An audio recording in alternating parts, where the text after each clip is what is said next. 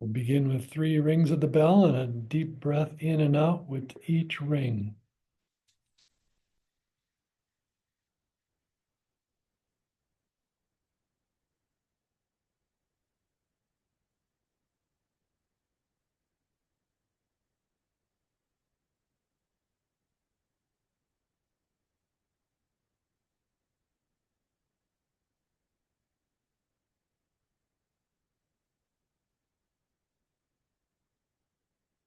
Just begin to breathe normally, letting your breath come and go, not trying to control it.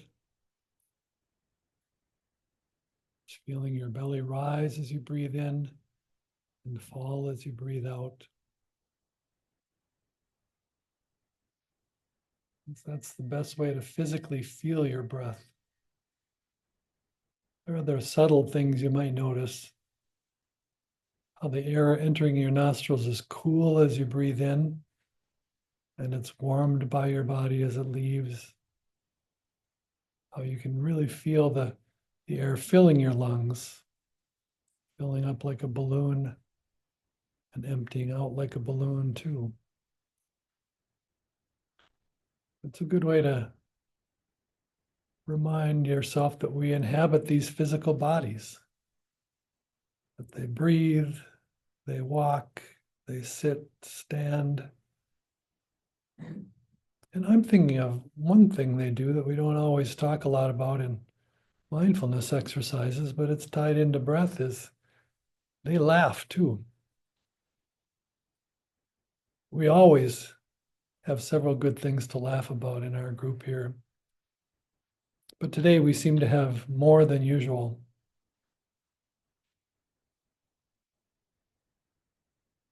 And I'm thinking about how I'm practicing that, relaxing your belly, breathing fully, letting your belly rise as you breathe in and fall as you breathe out, can be good practice for a true old belly laugh. How good that feels. The kind where you almost have to lean over in pain because you're laughing so hard. And no matter what's going on, it seems to me you can always find something to laugh about. I have a friend who, one of his favorite quotes is by Robert Frost, who says, "God, forgive my jokes on thee, and I will forget your little jokes on me." There really is so much to laugh about.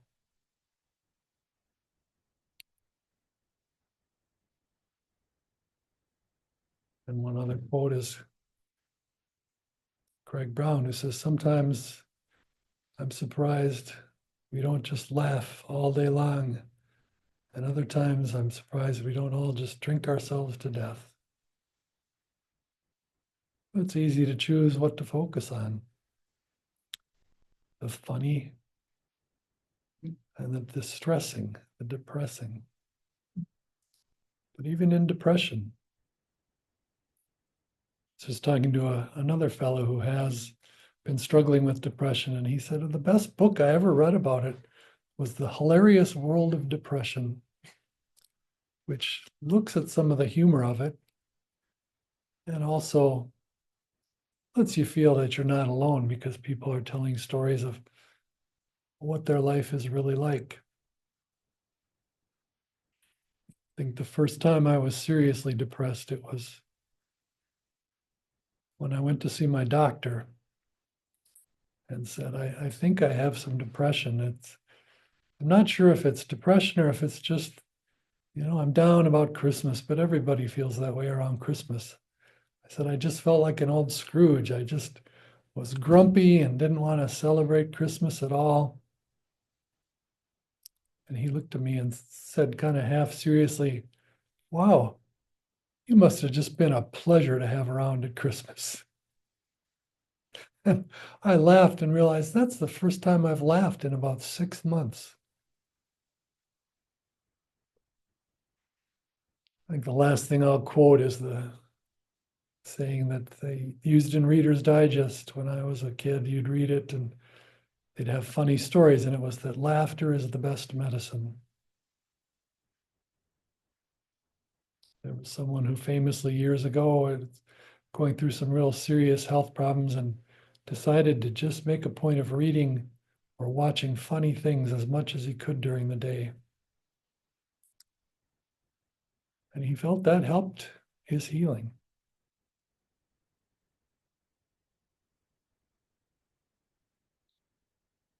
So again, you can feel that how that same place where you're calm, your wisdom, or sometimes fear rises up is in the depths of your belly as you feel that spot where it rises as you breathe in and falls as you breathe out is also the place where our belly laughs come from.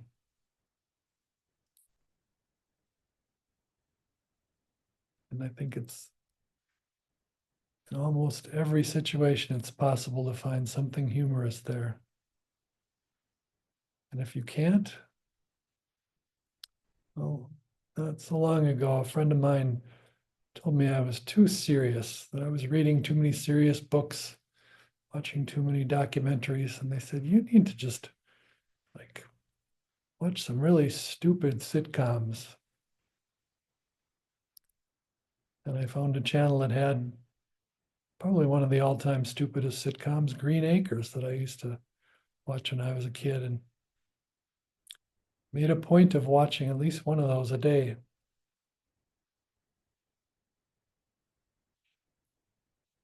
And I found it was hard to get myself to do something like that.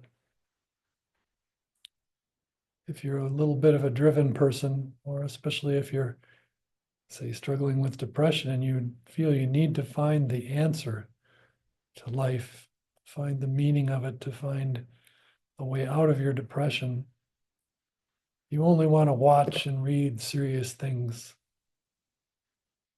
And it may be that the way out is right there in your belly with a good belly laugh.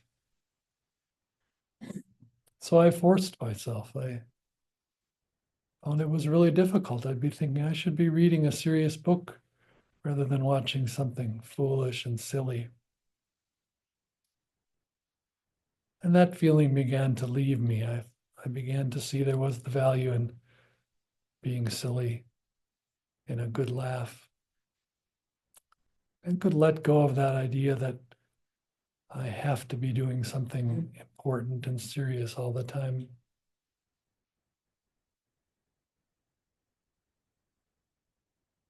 I think that's often something that those of us who may be in mindfulness groups or support groups, or who are dealing with depression or addiction or other things,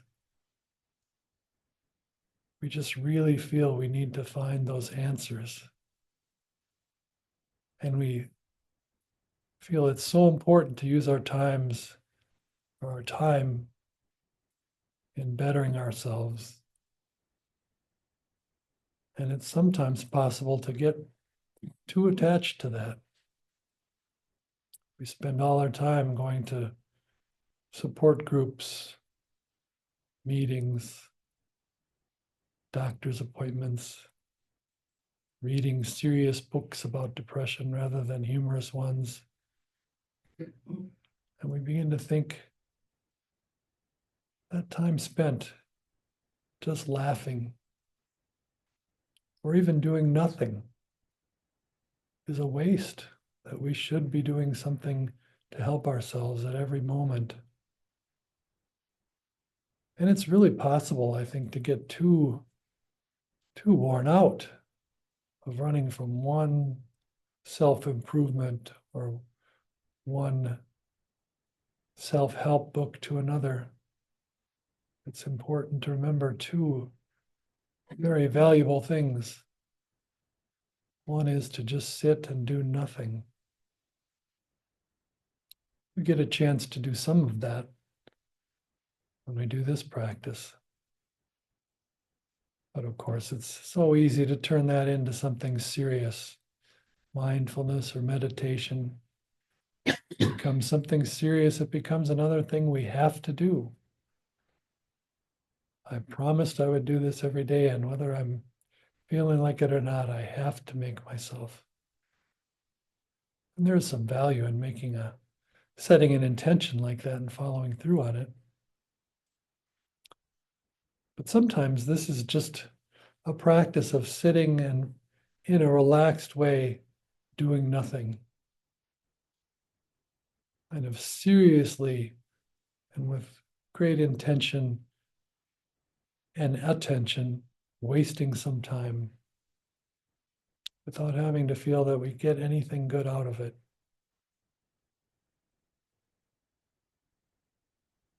You think back to how human beings have lived for thousands of years.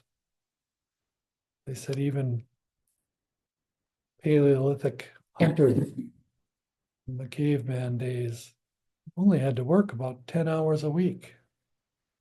The rest of the time was spent talking, dancing, laughing with friends. It's only something, I think, since the industrial age where people think they have to be working 50 hours a week and then working on themselves another 40 hours a week. And there's little time left to just seriously give yourself to doing nothing. Seriously give yourself to laughing and seeing the humor in things.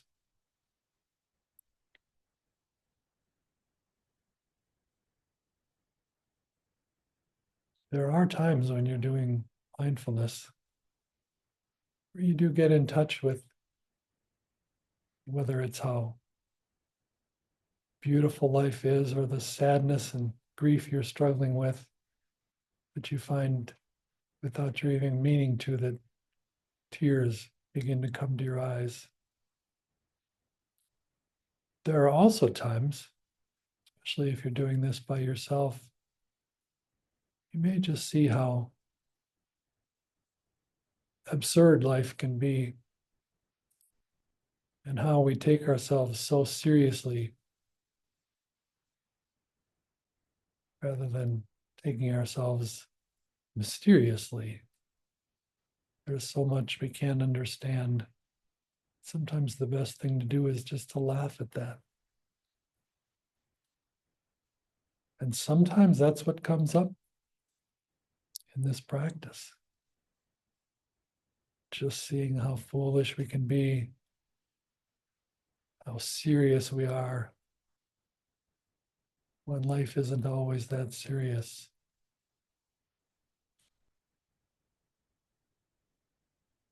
So try that this week. Find something to do that you know is a waste of time. Watch a stupid show that will make you laugh. And also pay attention to how you feel this is not right. I shouldn't be wasting my time like this. And then after you've relaxed, when you've really had one of those laughs that make your whole body tense up and then relax, and you have the good feeling that all your worries have disappeared for a moment, then ask yourself if it was really a waste of time.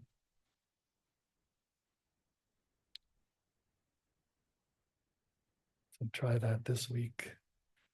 And try just relaxing in your belly to make yourself ready, in the same way you're relaxed as you breathe, to do that other thing that's as natural as breathing, which is to laugh. I feel like I've given a lot of quotes and slogans today, but there's one last one that I saw on a greeting card once that's always stuck with me. Well, you can take this with you through the week. We'll use this to end. And that is something that life's too mysterious. Don't take it serious. So try that yourself this week. We'll ring the bell once. Take 3 breaths again to end. And when you're ready, open your eyes.